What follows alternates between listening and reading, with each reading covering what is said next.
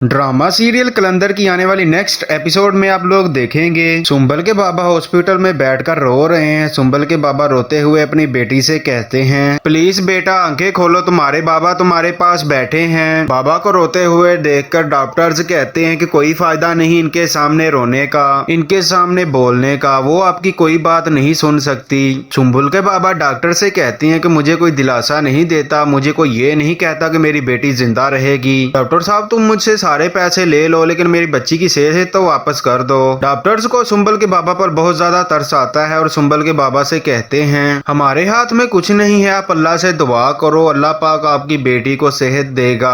हम तो अपनी तरफ से पूरी कोशिश कर रहे हैं। कुछ ही देर के बाद जब सुंबल को होश आनी शुरू होती है तो डॉक्टर्स कमरे से सुंबल के बाबा को बाहर भेज देते हैं। सुंबल के बाबा बाहर खड़े खैरियत का इंतजार कर रहे हैं। डॉक्टर्स आती है और सुंबल के बाबा को बताती है कि आपकी बेटी पैरालाइज्ड हो चुकी है, अब वो अपने पैरों पर खड़ी नहीं हो सकती और आप अब कमरे में जाकर उससे मिल सकते हैं। डॉक्टर्स की ये बात सुनकर सुंबल के बाबा को एक और बड़ा झटका लगता है और वो बहुत ज्यादा रोते हैं। जब मेरी बेटी जाग जाएगी और उसे पता चलेगा कि वो अपने पाँव पर खड़ी नहीं हो सकती तब क्या होगा। सुंबल अपने बाबा की ये बात सुनकर रोने लग जाती है। सुंबल होश में आते ही अपने लेग्स का पूछती है कि मेरी टांगे कहाँ हैं, मैं खड़ी कैसे होंगी। सुंबल की ये बात सुनकर बाबा बहुत ज्यादा रोते हैं और सुंबल को दिलासा देते हैं कि मेरे बच्चा तुम बिल्कुल ठीक हो जाओगी, तुम अपने पैरों पर चलोगी। सुंबल के बाबा जब टेंशन में गिरते पड़ते घर पहुंचते हैं तो दूरे अदल सुंबल के बाबा को पकड़ती है और पूछती है कि अब सुंबल की तबीयत कैसी है।